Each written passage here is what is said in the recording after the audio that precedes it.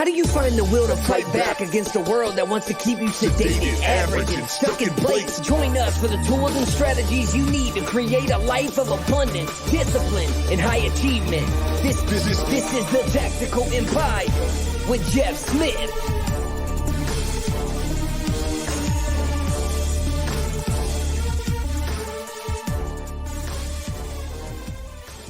Welcome to another episode of the Tactical Empire. I am joined by Shawn Rider. What's up, man? You acted like you were surprised with your facial expression. You're surprised that I'm here? Surprised by the guest? No, I was actually trying to put my do not disturb on, and it took me a half second to make sure I was punching the right buttons. So I'm good, man. How are you? I did see that your wife told you it's not your tone that bothers her, it's your face. So yeah. You should. That was about one specific back and forth that we had, and she usually says that she doesn't like my tone or whatever. And so yeah, she said, "No, it's not your tone that's the problem; it's your face." And I was like, and that made me laugh my ass off, just because like the way she said it was hilarious, and she just started laughing. So.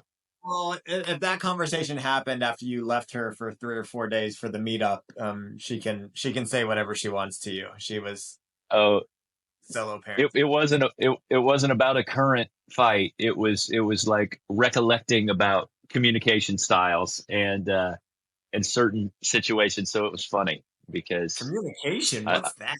No one needs to know how to communicate. Goodness. Well, my man. I'm good. Back into the swing of things. We can do a little AAR today, after action review of the in-person meetup. And we're going to do a little follow-up with the guys in the inner circle this week for their takeaways and their action items and things that they want to get done in this quarter. But I think this time around, we focused on obviously, we want them to lead with a game plan for the quarter, but I feel like this one was almost like, what can you do right now? Specifically right this second in the next 24 hours. So not to make that the topic of the day, but let's just kind of pontificate on how was the meetup for you? What takeaways did you have? What did you like about this meetup? What stood out to you? It's strange because I feel like I think it was the best one that we've had yet. By far. The connections just keep deepening, which is strange, but I tried to spend a lot of time thinking on that because like it's not been the same group of people that have come. So the only thing I could deduce from that is that like there's been enough people that have been around long enough that like they become like the glue, like the instantaneous people that know each other, and then they pull in all the new people. But I mean, that was as good a group as we've ever had, for sure. And they just took to each other very quickly. It started talking business, started talking like real shit, like right off the bat. And it made for a really compelling 2 or 3 days, like and where people covered a lot of ground in a short amount of time. And so you got in a room and it became very clear that everyone was there, shared values to an extent, like a certain framework of how like we should be handling our stuff. And from there, like you get your own new uniqueness and your own kind of style you can put to everything that you want to do. But the best things I saw out of it were how well the guys networked, how well they got to know each other, how sticky those relationships became very quickly. You saw people like pair off with each other during the workouts and things like that like were really interesting to watch. There was just like no barriers. Everybody was comfortable with each other the whole time. And then we started solving problems and people were very open and active about like forthcoming with their information and their contacts and everything else. And we got some problems solved very quickly. And that's the kind of culture that we've been trying to curate and develop, is like because that community, especially now that we've put it on the back end and it's like designed to be the legacy group, the inner circle, is like, if you're going to be in that group, you've got to be helpful. You've got to be a connector. because like otherwise, I mean, you're wasting your time in there, because I feel like that's the heart of everybody else. It's like a bunch of servant leaders that are willing to help each other and give phone numbers and give connections and give plugs to like directions when people have roadblocks or impediments at any point in time. So I was stoked by it. We had some people come in that poured into us that are ahead of us in maybe age and experience and certain areas, and they brought a lot of wisdom to the table as well, which was super helpful. I think it had the guys asking some different questions than usual as well. So I overall, man, I'm stoked about it. Ready for October. Ready to start planning the next one. I'm really looking at some ways to ensure that there's a lot more people there, because it's a really great group of people. But if we grow it to like just a little bit bigger than it is, I think it'll be even more powerful with a few more people in the room. Not too many to water it down, but like there's still some room for some higher level energy in there. Yeah. I don't really disagree with anything that you said there. I think this was a really great meetup, arguably our best one. For the reasons that you stated, I think we have some guys that are, veterans in the group, and have the longevity of expecting and knowing what to expect at these things. So they're definitely helping facilitate how things go, and like you said, pulling in the new guys. I feel like if I zoomed out a little bit, I feel like this one, for lack of a better term, we had a lot more informal planning, which I think cultivated better connection. Maybe that's not why it felt that way, but it was really good. Like we had day one, we were basically in the room minus lunch from 9:30 until 4:30. And when 4:30 came around, like I looked at my watch, I was like, shit, like I need to go to dinner because I eat at 5. I didn't know like the day went by really, really quick, which means the presentations were good and the work, I was able to get in the flow state to do the work. I think the work was great. Thursday we did, writing a letter to yourself 3 years from now. But that even though it was like 3 years from now, you were looking back, which is why I think the people that shared inside the group and on some guys used it as a post on their Facebook pages, you, you read it and you read it based on like what they're going through now. So even though it was looking back from 3 years ahead, it was really like an in the moment thing. And then one of the questions you had asked was, what are the 3 things that you need to do, or conversations that need to be had, or tasks that you need to do in the next 24 hours to change who you are to get what you want? And that was a really interesting. I mean, I've done a lot of exercises, and that one was different because it literally 2 of my 3 required 2 of the other guys in the group. And then the third one required a guy from my local area. So all 2 of those were knocked out. One was knocked out at lunch right after that exercise. The next one was knocked out at dinner. And then I was texting the other guy that was local to get some stuff, and we were shooting emails back and forth. So that was really, really cool to do that exercise. But I do feel to build off what you said and build off what I said, in regards to there were more opportunities for deeper connection that was built in, I think, differently this time. Because what I was saying was Thursday was in the classroom, then Friday we did the gym at Billy's gym, and guys had their little pods, and then we had to let everyone know like what our most pressing issue was personally and professionally, and Yep. that was super informal, but it was super impactful. And then we went back to the hotel, cleaned up a bit, and then we went to Top Golf, which again is informal. You're having fun while you're having conversation. There was no real like pure guidance things that day, which I think is unique for what we normally do on Fridays, but I like that a lot. With all that being said, what was the outcome of that?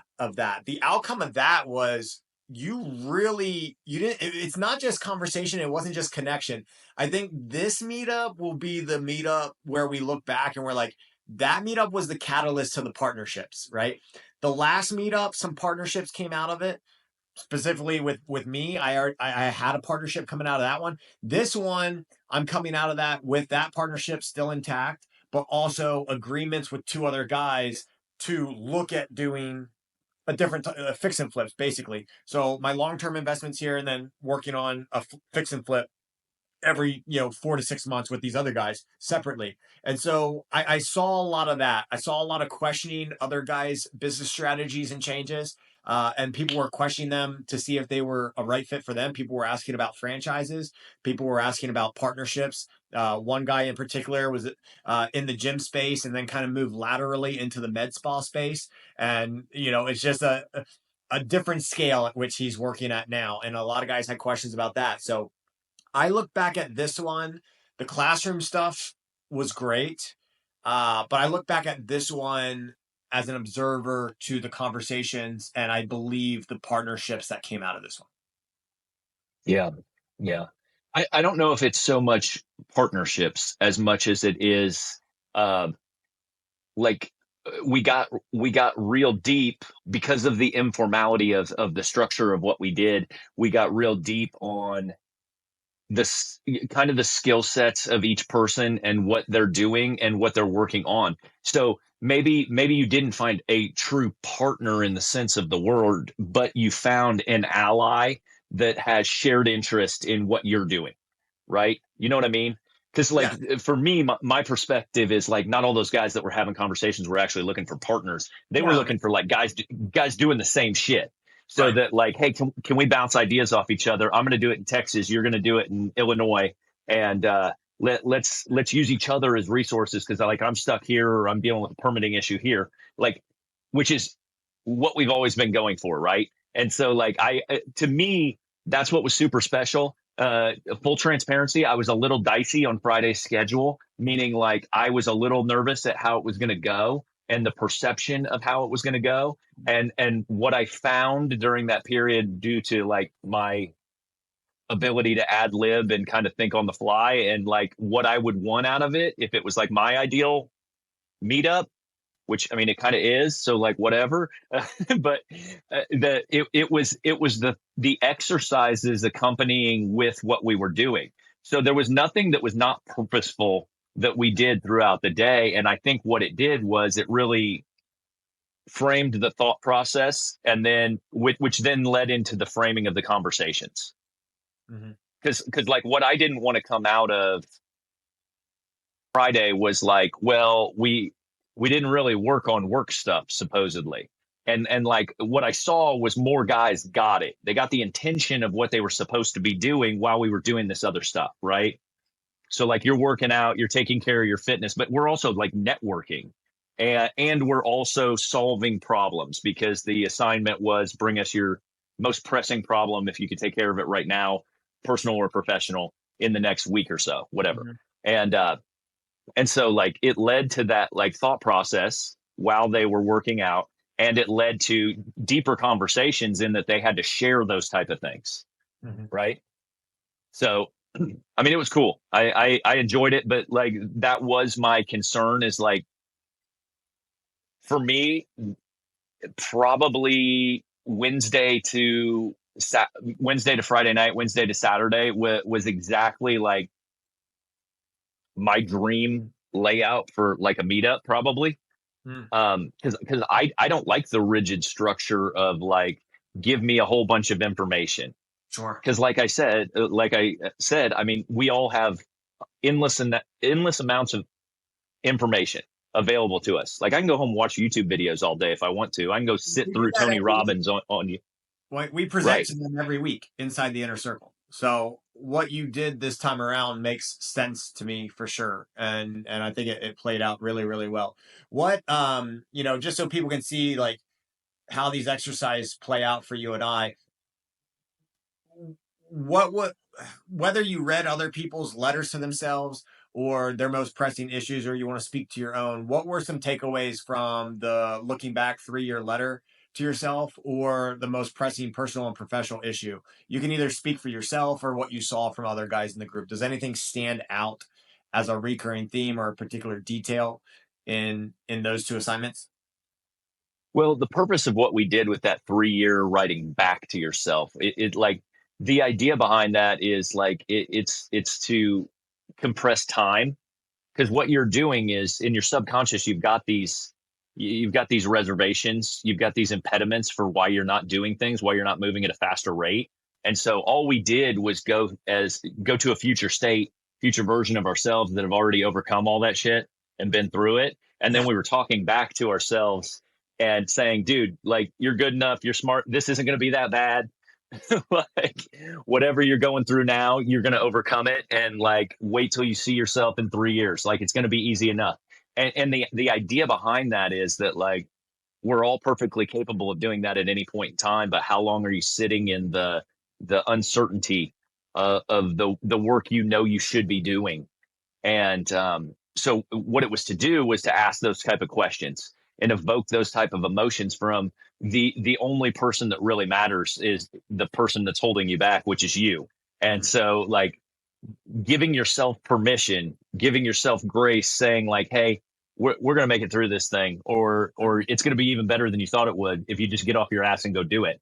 And that's the intent of the exercise. And so what I saw from the other people's letters in the group was that, like, that's what they were doing. They were essentially saying that, like, hey, this is just a blip on the radar. Like, it's no big deal. Like, you're nervous about making this deal. Wait till you see the shit we're doing in 3 years. Like, right.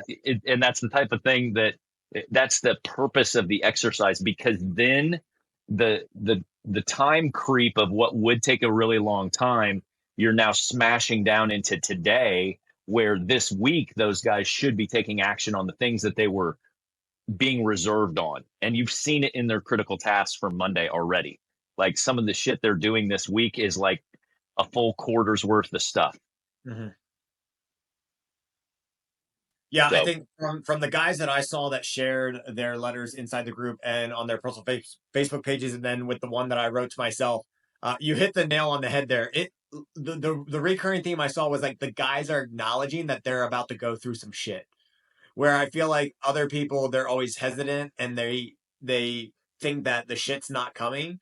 But if you're progressing, if you're a high achiever, if you're striving, like, there's going to be the unknowns and unknowables. And then there's the knowables that you just hope don't happen. And, they're probably going to happen at some point. So I really liked reading through those letters for the guys. And like I said, mine said the same thing. It was like, you made it past all the shit. You know that there's going to be more in the future. Don't lose sleep over this stuff. Wake up, see what's in your control, see what you can do about it. If you can do something about it, do something about it. If not, give yourself grace to be patient and work past it. Stay focused. One of the things for me, it was like, I'm better at this now than ever before, but I think it's going to be something where, like, you can easily slip back into old habits when it comes to just focusing on the main thing. And it's like just being clear on what two businesses am I trying to build?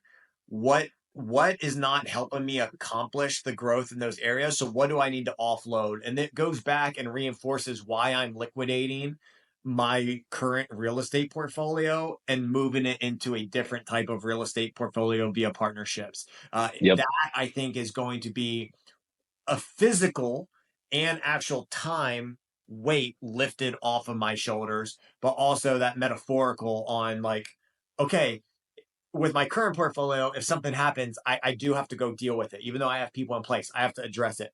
With the new portfolio, I might get a text about what happened, but someone else is dealing with it from A to Z. Nothing else has to come from me in regards to that. And when that transition, I mean, I'm not going to wait for that transition to be complete to push forward the two businesses, but I can foresee, again, in the future, 3 years from now, hopefully it's like a year from now or less, that all this gets liquidated. My full focus and full attention, more than it is now, will be there. And I don't have these other distractions. There will be distractions. It just won't be the current ones that I have.